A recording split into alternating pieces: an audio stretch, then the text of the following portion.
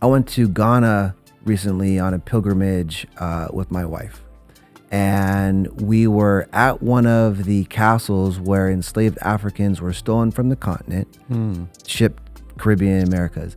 Long story short, my guide told me, you know what, Milo, when you go back to America, know this history. Not to cry. He said, know your history and that they've been trying to break us for centuries. So they should just stop because black don't break. Black don't break. And I think for me, the way I take that is I'm going to be grounded in this beautiful legacy of black resistance. And part of that resistance is prioritizing joy.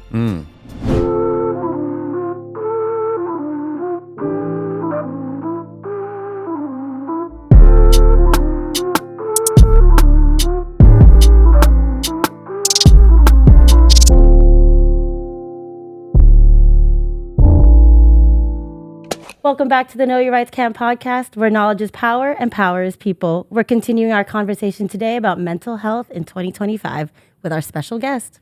Peace. It's your friendly neighborhood psychologist, Dr. Milo Dodson. Yes, thanks for joining us. And what a time to be alive, 2025.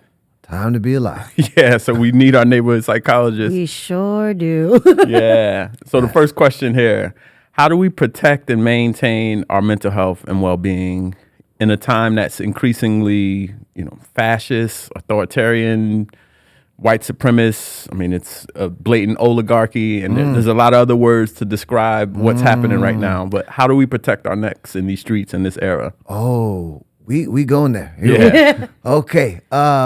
Protect your head and neck for sure. And I think first and foremost, I want to encourage people to be in community and to be very intentional about with whom, like we've talked about before, with whom we're spending our time. I think even as a psychologist, I know that I need to maintain and create interpersonal boundaries. So it's not just to keep certain things out. Like I for sure want to keep authoritarianism and fascism out. Right. And I also want to make sure I'm prioritizing keeping my peace in. So to be able to do that, I talk with other people, similar minds, yes, similar hearts for sure, to be able to create this community. Because I think there's power, as you were talking about, power is for the people. And being able to also find and intentionally seek out moments of joy, to be able to use that as fuel to push back against all of the isms of the world. Last thing I would say about that, we want to make sure we can think about nourishing ourselves in lots of different ways. So not just about making sure we're staying hydrated, not sure about just eating right. We also want to make sure we're nourishing ourselves through social media consumption. And so when we are constantly bombarded, which is part of we can see and connect the dots here, right? Oh, yeah. It's that constant bombardment and creating a sense of chaos to intentionally confuse and overwhelm people. So if I recognize, well, I have power to put the phone down, cut the TV off, I can protect my peace and really maintain that love for myself and for my community. Yeah, protecting your peace and using joy as resistance. That's right. Joy is, and rest as rest. Resistance. Oh, yes, important. We forget the rest. And, yeah. We're in a world with these constant cycles that'll run us and grind us to the bone. But rest, you have to constantly remind yourself to take that time to rest. And if we're in these systems that reward outcomes based off of capitalism, and we are in systems that sometimes equate our worth with work, rest is resistance that way. And rest in all forms. Like I'm not just talking about sleep and taking naps, but I'm saying like sometimes the most productive thing that I can do is to do nothing. And to recognize this system almost necessitates me doing something to be recognized, to be seen. And I'm just like, I'm good. Right. I'm going to hang out with my people and we're going to see each other and we're going to be loved, talking about nothing. Yeah. And I love that. I mean, in this capitalistic world that focuses on production, you get guilt from just resting, taking a day off. If your job allows you to do such, you still want to check your email and do different things. So that's really, really important. please, when we take time off, please don't check email because you're still working. Yeah, I need to be better at that. I'll keep it real. Same, to be fair. And I also think there's a beauty in putting the phone down and doing nothing. And if we're finding ways to resist and fueling that resistance, sometimes we need to just pause. Recognizing, in our previous episode, I was wearing a shirt that said, just don't quit, right? Shout out to Nike, just do it. You kind of saw the wordplay there. But the point is, we want to make sure we're pausing and not quitting. Right. So hit that pause button, but just don't quit. Take the time we need and keep going forward, because the fight ahead is a long one, and we need each other for it. But at this current moment in time, there's a lot of just resistance. But what we find is that while people are fighting that good fight, people are getting tired. But people feel like they can't stop. So how do we find that balance? Like, what is resistance fatigue? How do we balance? Yeah, resistance fatigue is so real. I think especially even since January 2025, right? I think even I myself and other healthcare professionals, we talk about this thing called compassion fatigue, where we care so much that we're doing good and we're still doing a lot. So because we're actively engaged, we're expending so much energy. And it's for a good thing, right? Like resisting fascism, authoritarianism, we need to do that. And if we think about the long-term goals we're trying to hit, we have to make sure we're nourishing ourselves and almost thinking about resting is another way to get ahead, if that makes sense. So an example I use is like, all right, I need to go meet a friend out there, but like, I don't know necessarily where they are. I just know I need to meet somebody. Like somebody is in trouble, I need to help them. If I just run out my front door and I start running, I don't know where I'm going. I can probably drive instead, right? And I can probably, and I should probably ask them like, hey, where are you? Before I get in the car. So if I can take that moment just to take a beat, to pause, to rest and reflect, and then I can fully engage. And you can make that sort of analogy to anything that you're doing that is for a righteous reason or for meaning and purpose. You have to be able to take that moment knowing that it's an investment in the future and being able to meet those long-term goals. And so we talk about that's now, right? We have resistance fatigue now.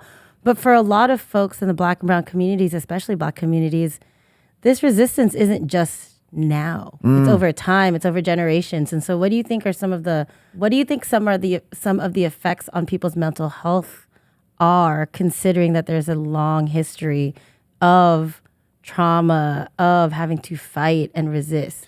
Yeah, I think there is a long history of having to fight and to resist. And we know from research that generational trauma, first and foremost, is very real. And kind of breaking that down, that you can pass on trauma and sort of the way that PTSD affects our bodies and our minds from one generation to the next. And I can also tap into that ancestral energy to fuel myself in that rest as a form of resistance. We see throughout all the arts, throughout all mediums, that Black and brown folks have found this joy in community, in being with each other, and being able to find this joy in expression, right? So I think, yes, we as a people are very resilient, and sometimes, I don't know about y'all, but sometimes I wish that I didn't have to be so resilient, right? And knowing that, let me actually make this point. I went to Ghana recently on a pilgrimage with my wife. And we were at one of the castles where enslaved Africans were stolen from the continent, shipped Caribbean Americas. Long story short, my guide told me, you know what, Milo, when you go back to America, know this history. Not to cry. He said, know your history, and that they've been trying to break us for centuries. So they should just stop, because Black don't break. Black don't break. And I think for me, the way I take that is I'm going to be grounded in this beautiful legacy of Black resistance. And part of that resistance is prioritizing joy. In a sense, my joy is a middle finger to fascism, is a middle finger to authoritarianism, to oligarchy building, all of that.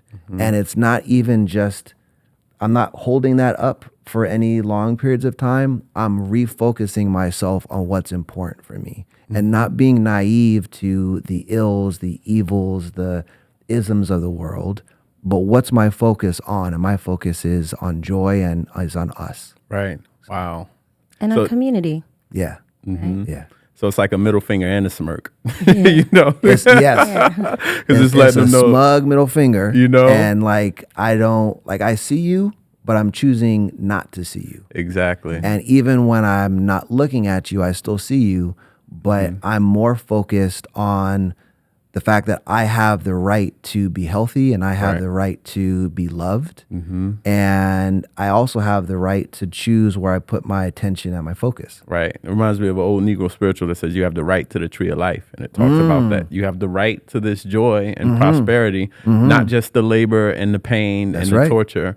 And hearing what you described here reminds me of this elder who I work with in Inglewood, where she came to a protest rally, you know, and was talking about how she attended segregated schools in the 50s, marched against things in the 60s, and then now, just last year, she was protesting the school closures happening here in Inglewood, where they've closed probably more than half of the schools in the district in the past 2 years, where it's one of the historic Black areas. And I remember her up there at the rally speaking, saying she's tired of it. She had to do this 60 years ago and attend segregated schools. She didn't think in 2025 she'd still be out here marching, but there was still this like sacred duty that she had and that she felt that was also sort of healing. She said this is giving her excitement to come out and fight for the next generation. That's right. You know, so I feel like it is a part of a sacred duty that we have, that we've inherited, knowing that they couldn't break our ancestors, but at the same time, we have to find our time to rest and not experience the burnout. That's it.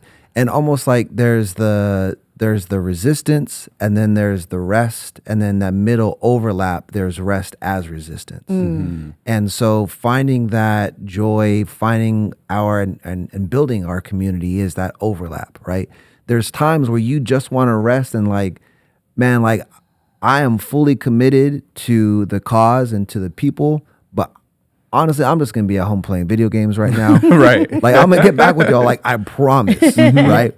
And not but, and I'm gonna just chill for right now. And I think I've heard from activists that I worked with in the past the saying, I'm sure y'all are familiar, that you don't have to keep others warm by lighting yourself on fire. Right.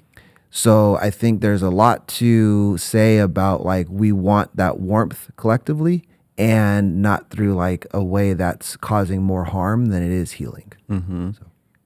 Right. And I think especially among those who are actively finding ways to resist fascism, whether it be on a micro level or, you know, national level, global level, I think it's understanding that sometimes we confuse the passion with burnout. Everything is a fire analogy, but we have to understand that your passion will fizzle out a little bit if you burn out, right? Because sometimes flames put together extinguish. So you need to learn how to not extinguish either flame. That's so true. That first of all, that is a lot of fire analogy. Second of all, I think there's something to be said about what I'm feeling here is a sense of fuel, or like a source of fuel. But for us as humans, how do we nourish ourselves? So just like we fan the fire, how do we fuel or nourish ourselves as humans?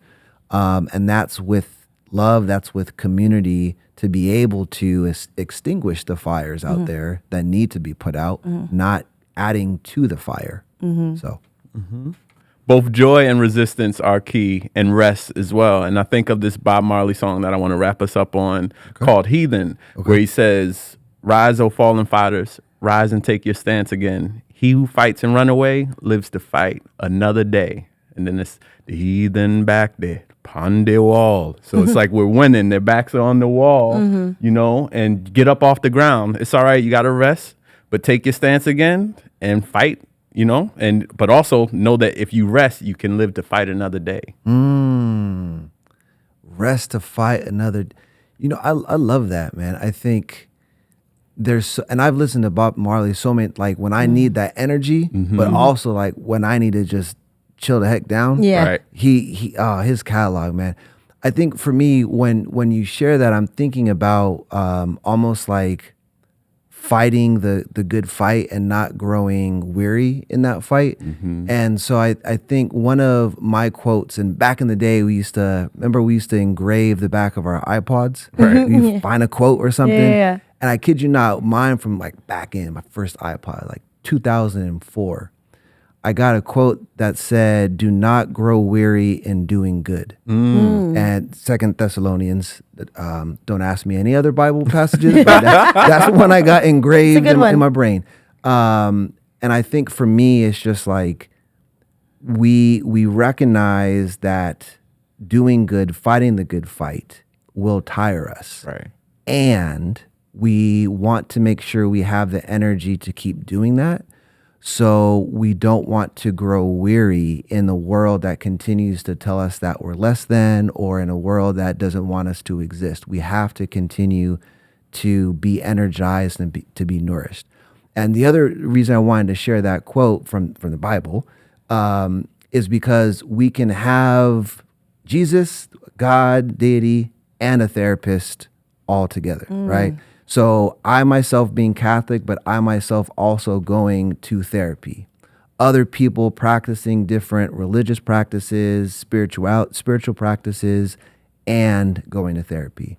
And so I guess my gift that I want to highlight for folks here is that if we think about different aspects of wellness, of mental health, there's so many different ways to be able to support ourselves that other things can feel therapeutic, but it's not a substitute for therapy. Therapy is therapy, right? Your time with God, your time in nature, that's that time. That's therapeutic, but it's not therapy. Similarly, when we're exercising, feeling good as a coping strategy, for me, eating ice cream, like balancing that with physical exercise for sure. Right. But also, just expressing myself through different art forms. Shout out to B Mike wearing the brother shirt. Nice. Just that freedom of self-expression is such a beautiful thing to help us on our journey, and continuing to not grow weary and doing good. And from the quote from Bob Marley too. So absolutely. Yeah. Thank you so much for sharing that wisdom. I think mental health is hard to talk about, but you just showed us that it doesn't have to be. Doesn't have to be. It shouldn't be. We all have the right to be healthy. And I got you, you got me, and we got we. Love that. Thanks for joining us. Yes. And catch us again for the next episode of Know Your Rights Camp podcast. You can catch us online as well at knowyourrightscamp.org.